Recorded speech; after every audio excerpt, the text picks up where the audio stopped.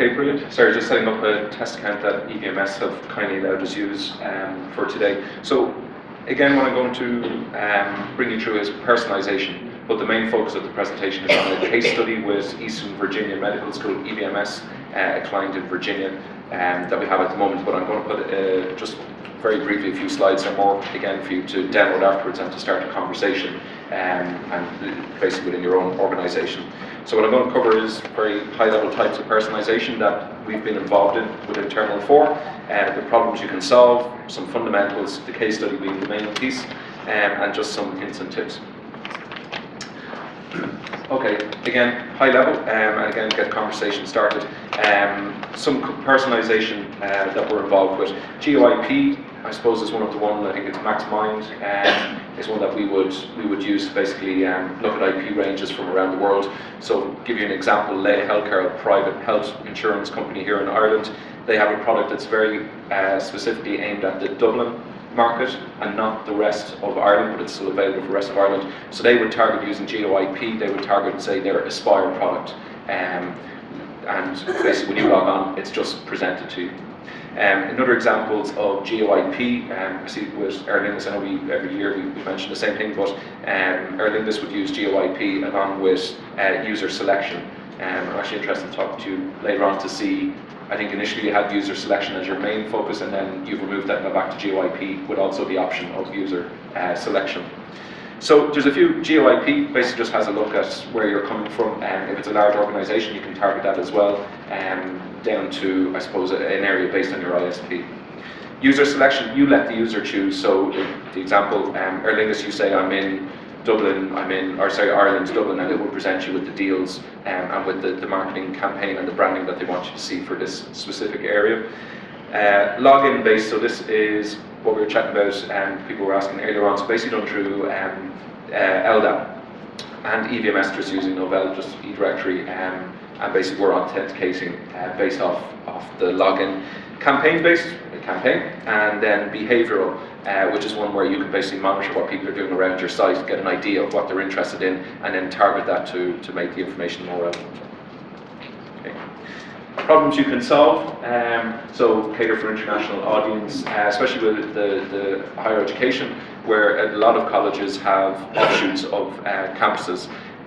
So you'll have your main focus, and then if you don't want to go building, say, a whole another site, you can have, once it's I suppose a familiar touch is what we would say, once you can customize your screen so that basically Saudi Arabia, Australia, America, wherever your campuses are, you can tailor your marketing for that. Some fundamentals to note, it's exactly the same, you know, as your content is for your main site. Clarity of content, ease of navigation, and the message. You know, your content, make sure that it's consistent. You know, it doesn't go away. And I suppose the note that we have there is that if you have a bad site primarily, and then you have 10 variations of personalization, you basically just have 10 variations of bad sites.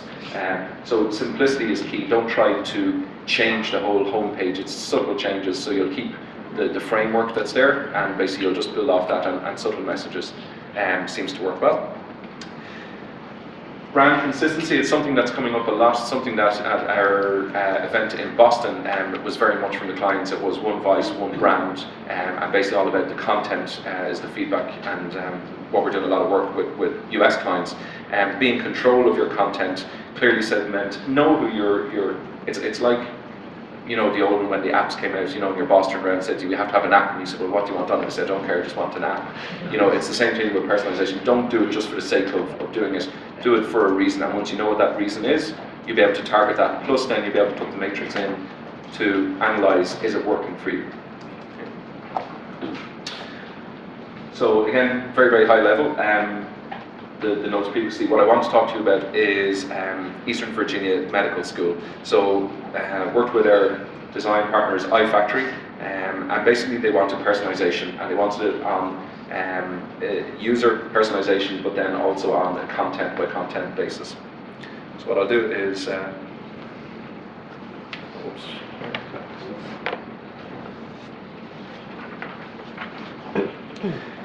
okay, so to give you an example, I suppose the proof was in seeing. So this is their live intranet. and we have a test fake tree account. So when you log on with the Intranet, basically what they've done is every single user within EVMS is forced into the Intranet. So when they log on their machine, it's their default homepage, you're not allowed to change it. And what they want to really drive is that this is where everybody goes and you log in and you get your information. So they wanted it to be separate from the main website in that the content was very much tailored for you, so that not only were you forced to it, but then you wanted to go to it. First thing that we have up is the alerts. So the alerts are personalized for the user that's logged in. The news is personalized.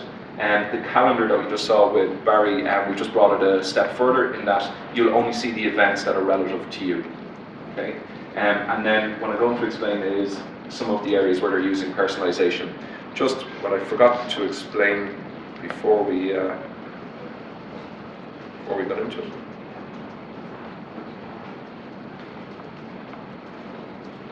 Okay. So they have the idea, simply explained simply here, the idea and the wording that they would use would be a cohort level. So that's the most detailed level you can go down to. So in effect, it's your student in higher education. The program level is your course level. The school level, your school, and then the major group, so you belong to within, say, the university or within an organization. So they needed to be able to have the information based on these, this structure. If you're at the cohort level, it can recurse so that you'll see the information from program, from school, and basically from the major level. At any stage you can be at program level or school level. You don't always have to log in, or your account doesn't always have to bring you into the cohort level.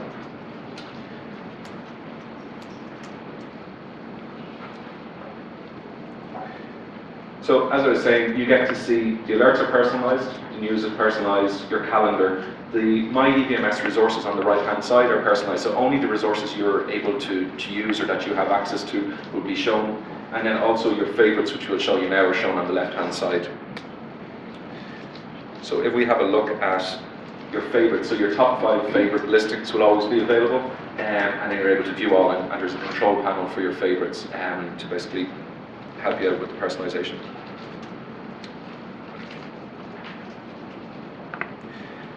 So an example of what's here, all of this, by the way, it's one content type for the public website and for the private. So it's not separate content types that you're using and separate information. So it's one piece of information, you put it in once and it's used then on the public site. Obviously a lot of information that's blocked, and on the Intranet then you get a lot more information. So in the example here of the directory, if you're on the public site, you'll see, say, Thomas Abbott, and you'll see his public email address and his public contact details. When you're in the Intranet, then you'll see his private file extension, and you'll see an awful lot more information that they want you to see privately that isn't available to the public. So you're not having kind of somebody looking after the Intranet and somebody looking after the public site. I'm also able to go into, say, Thomas, and then there's this functionality that was requested that everywhere you go you can bookmark. So if you've eventually found what you're looking for, you can just click on bookmark. Okay. And then again, just some more information that you're getting.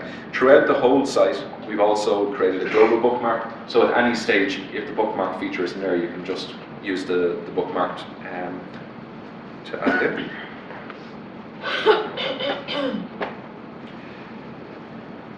Calendar, Barry has gone through, and again, it's only at your cohort level or at your school, your program or school level that you get to see the events that are relative.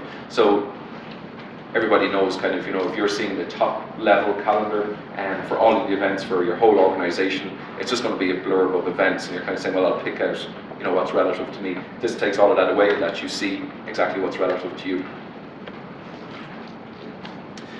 Forms is another very useful one, and they apply to the policies as well. So on your forms, it's not the 4,000, 5,000, whatever it is, X amount of forms, and you just basically try and figure out which form it is for you. So they've limited it down to the forms that are available, and again, at the cohort level, and fully searchable as well. Okay, so on all the forms you can add to your favorites, so you can build up a library of your favorites as you're going through. Same with policies. And then with the resources as well, what they've gone on is only the resources that are relative at your login level are shown. So just so you can see, I'm after bookmarking the page. bookmarking has been added.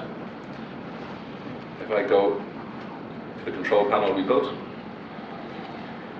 so you're able to see a list of all your favorite service ones from the last week or 2 we were testing. And at any stage, you can go in.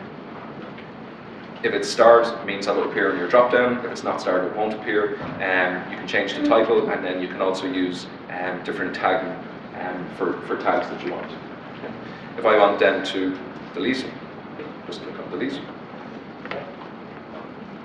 And it removes your different favorites, and you can manage them from there.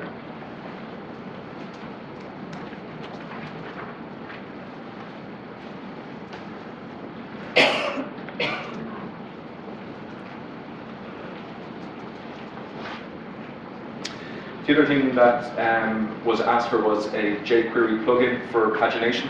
So I suppose we've built it. It's available. It's a plugin that you can use if you so wish. That's within the product.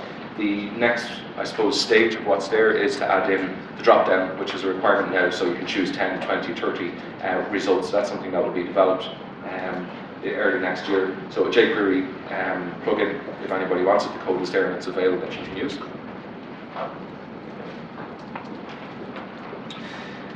Okay, so the key points that were asked for is that the relevant content is shown very, very quickly to the user to encourage them to come back and basically want to come back rather than being forced to be used. PHP Calendar was what we've done, and I think there was a question as well about using your existing templates. At the moment, EVMS and their Intranet are using the PHP Calendar. On their public side, they're using the JSP Calendar. And what we just recently finished doing was implementing the PHP Calendar using the exact same, obviously, data sources. So they're not going to lose any information. You have to re-input their events again. We're literally just pointing the PHP Calendar at all of the code or all of the content. And that's something that they're going to launch in the next week or two. And when you launch it, there's no downtime. It's just basically switching out your JSP to your PHP. And then developing the pagination plugin.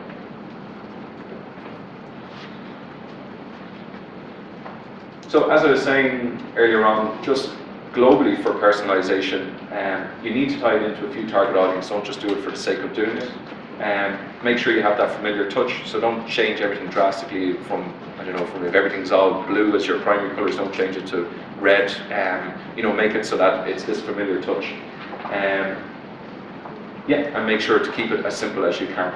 Okay, we make it so the idea is so that any author can add the content, so you're not confusing your content auditors. Okay, and so some conclusions on personalization. It really can drive more conversions. It can deliver a more compelling story. It's generally more useful if you use it in the right way, but the basics still apply. Okay, so you have to have your content right. You have to have your IA right, you have to have basically the branding right. And after that then you can build on it, and the personalization can add value to your site. Is that it? Yeah, it was just very quickly more just to see it actually in practice. I suppose where the intranets really come in, EVMS have pushed it as far as we've pushed personalization, I suppose through an add-on and through via Site Manager. Last year and for the last 2 years really, I suppose a lot of the talk has been around responsive in the PS Dev work that we've done, but in the last year we've spent more and more times with our clients, it's all around intranets and how can we help build intranets. So the intranet has become a very big part of the work that we do on a day-to-day basis. Along with that's happening over the last couple of months is the alumni feature. So people seem to have, okay, we're kind of getting the sites sorted and we know what we're doing. The next thing is really pushing the boundaries on what Site Manager can deliver within an intranet or within your alumni to build up your network.